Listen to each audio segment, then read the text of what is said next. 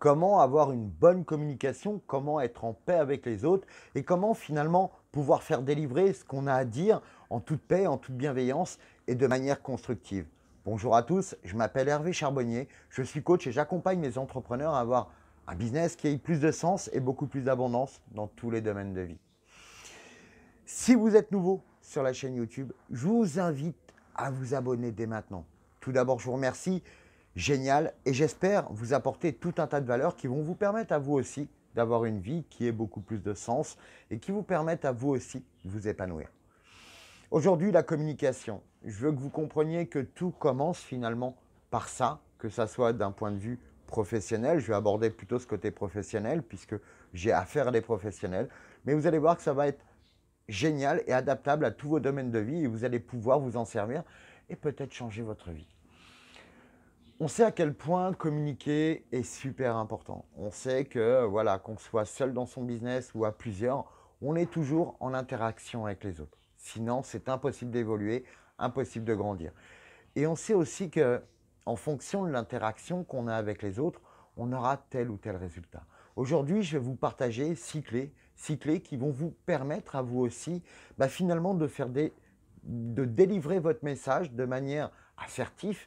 Bon, ça c'est encore autre chose, mais quelque chose qui soit plutôt dans votre sens, qui vous permette aussi d'être en paix avec les autres.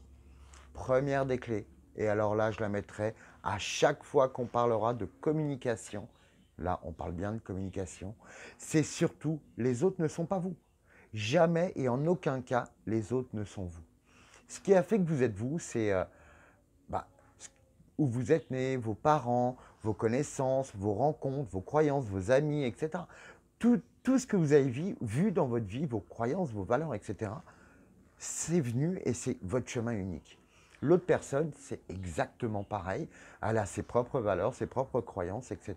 Et ça lui appartient et c'est génial. Donc, première clé, n'imaginez pas que les autres puissent vous comprendre puisqu'ils ne seront jamais à votre place. Donc, les autres ne sont pas vous. Première des clés. La deuxième, alors, premièrement, la première clé, là, c'est super important parce que sinon, les autres ne servent à rien. OK? Le plus important dans toute communication. Et vous allez voir que la suite est cohérente avec ça. Deuxième clé qui est hyper importante, clarifier votre intention. Bah oui, que ça soit pour vous-même. C'est-à-dire que si vous allez parler à votre collaborateur en disant « Oh putain, je vais me le faire, j'en ai ras-le-bol, 50 fois que je lui dis, alors là, j'en peux plus. » Là, j'imagine que le résultat de cette communication ne va pas être exceptionnel. Et les relations que vous allez avoir en plus, ça ne va pas être constructif, ni bienveillant, ni quoi que ce soit. Donc, à bannir complètement. Par contre, si vous clarifiez à vous-même votre intention, ok, j'ai besoin de lui parler parce qu'il y a des choses que je ne supporte plus. Mais par contre, j'ai vraiment envie de changer les choses. Parce que sachez que si vous communiquez avec cette personne, c'est qu'il y a encore quelque chose. Sinon, vous diriez, c'est définitif, je ne veux même plus parler avec, c'est mort. Donc, quand vous voulez communiquer, ayez cette envie d'apporter à l'autre et d'accompagner l'autre à grandir. C'est-à-dire, si, dans le premier cas, on a vu que si vous voulez le défoncer, ça ne sert à rien. Dans le deuxième cas, si vous dites, ok, je t'ai convoqué, j'ai voulu qu'on boive un café ensemble parce que je voulais t'évoquer quelque chose qui me tient vraiment à cœur. Et tatati et tatata et tatata. Et là, vous dites pourquoi vous êtes là et qu'est-ce que vous aimeriez finalement comme résultat à la fin. Donc, important, deuxièmement, clarifier son intention. Et vous aussi, mettez-y de l'amour et de la bienveillance, sinon vous récolterez autre chose. Et ce n'est pas ce qu'on veut. Troisième point essentiel, et on le voit trop souvent, j'aborde vraiment ce sujet souvent en accompagnement, ne parlez que de vous et de vos ressentis. En premier point, on a vu l'autre n'était pas notre clone, donc il ne sera jamais nous. Donc ne parlez que de vous et de vos ressentis. Par exemple, ce n'est pas la peine de dire « ouais, t'en as rien à foutre de ce que je te dis, etc. » Non, ça c'est à bannir complètement. On ne sait pas. Peut-être que ça le touche profondément et que ça le travaille vraiment. Donc on n'en sait rien. Par contre, quand vous amenez la personne à boire ce café pour la prise de rendez-vous, une fois que vous avez clarifié votre intention, vous pourrez très bien dire écoute, j'ai quelque chose qui me tient vraiment à cœur parce que le matin, j'aime bien que les personnes soient à l'heure et je vais t'expliquer pourquoi moi c'est important pour moi. Parce que par rapport à l'équipe, par rapport à toutes les tâches qu'on a à faire le matin, si tu n'es pas là, eh ben, Quand il y a un client qui arrive, ça nous perturbe, on a le temps de rien, on avance, on prend du retard, ça ne crée pas une bonne énergie. Moi, ça ne me met pas bien. Et tu as bien vu, ça ne met pas une super énergie dans le magasin.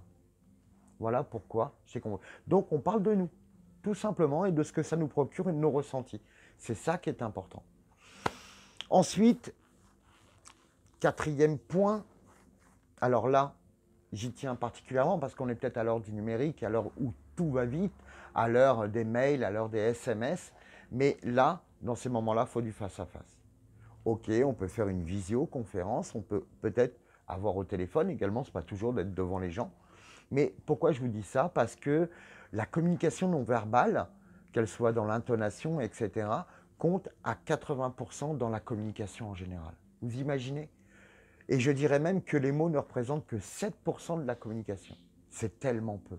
C'est tout ce qu'on met derrière qui fait que telle chose a un sens ou un autre. Donc c'est important, la communication non verbale. Prêtez-y une attention particulière. C'est vraiment important. Donc, privilégiez le face-à-face et ça, c'est ce qui va vous permettre aussi de peut-être mieux comprendre l'autre et l'autre peut-être de mieux vous comprendre quand il verra votre émotion. C'est aussi d'avoir un peu plus d'empathie. Vous voyez, c'est toutes ces choses-là qui sont extrêmement importantes. Ensuite, un point qui est très, mais alors là, ce point-là, je l'adore parce que c'est ce qui permet de clarifier les choses. Ce qui permet de finalement d'apporter cette façon d'être en paix avec les autres. Je vous demanderai de faire reformuler les choses. Que ce soit votre collaborateur, si vous lui expliquez quelque chose, ou vos enfants. Voilà, on a parlé, je te remercie de ce moment qu'on a passé ensemble. Et est-ce que tu peux me dire ce que tu as retenu de ce qu'on a vu ensemble et tatati et tatata. Et vous allez voir que souvent on est surpris parce que quand on demande de reformuler ou de demander aux gens ce qu'ils ont retenu de ce rendez-vous, on voit que les gens n'ont pas tout à fait compris et vu la même chose. Et donc là, c'est génial parce que ça nous permet finalement de passer. Et là, la 6e clé est importante. Je vous demanderai une chose dans un dernier temps. Lâchez l'exigence d'être compris ou comprise. C'est super important parce que, vous savez, si vous dites, ok, c'est sûr, il m'a compris, c'est certain et tout, c'est bon, ok, tu as compris, ok, oui, bah vous y mettez de l'importance parce que la prochaine fois, tu m'as déçu. Je t'ai persuadé, tu m'as dit que tu avais compris et tu as recommencé. Vous voyez ce que je veux dire? Ok, il a compris, il a peut-être compris une certaine chose, comme je vous ai dit, qui n'est pas la même que vous. Il a compris à sa manière. Donc peut-être qu'à ce moment-là, tu dis, voilà, la dernière fois on a parlé, tu m'as dit que tu avais compris ça, ça, ça. Et je m'aperçois que ce n'est pas tout à fait la même chose qui est là. Par exemple, je m'explique, vous dites à votre collaborateur, alors on va dire que je m'adresse à beaucoup de fleuristes, mais dans tous les domaines c'est pareil. Vous dites, voilà, je dois m'absenter, tu vois, il faudrait faire de la confection en magasin, et j'aimerais bien que tu me fasses plutôt des trucs un peu pastels, des bouquets, bah, tu vois, plutôt structurés, des trucs un peu sympas dans les 40-50 euros.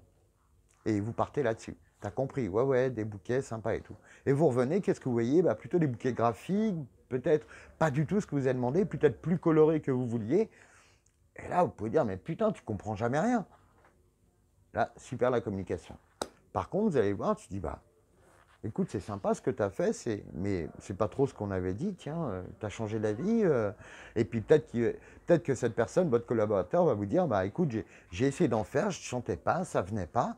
Par contre, j'ai des clients qui m'ont demandé, qui sont venus en boutique des bouquets colorés. Quand je les ai faits, j'ai trouvé ça super fun. Et j'ai dit, bah écoute, pourquoi pas faire ce qu'on me demande? Et puis en plus, j'ai plus la main à faire ça. On sait tout ce que c'est, on est des professionnels. Bah peut-être que là, vous direz, bah écoute, je te remercie, c'est super cool, tu as pris des bonnes initiatives. J'aurais peut-être certainement fait la même chose que toi. Bah écoute, là, je vais essayer de faire un peu de bouquet pastel parce que j'aime bien les bouquets pastels. Hein. Et puis voilà, c'est à vous d'avoir une communication constructive. Et là, à partir de ce moment-là, quand vous faites ces 6 étapes, surtout quand vous dites bien votre intention, vous comprenez que l'autre n'est pas vous, que vous êtes en face à face, que vous ne parlez que de vous, pas de lui, vous ne mettez pas à sa place, ça ne sert à rien. Que vous faites reformuler. Comme ça, au moins, on clarifie les choses en face à face, c'est beaucoup plus fun. Et puis ensuite, vous lâchez prise. Si il a compris, il n'a pas compris. En tout cas, je sais une chose, c'est que vu la communication qu'on a eue, il fera du mieux qu'il peut. Et ça, c'est important à retenir. En tout cas, si ça vous a apporté un maximum de valeur, je vous invite vraiment à mettre un like, un pouce. Mettez en commentaire si vous aussi, en communication, vous êtes plutôt ce genre de personne à accompagner les gens, à les faire grandir, ou vous avez plutôt des points à travailler? Partagez-moi un petit peu ce que vous en pensez.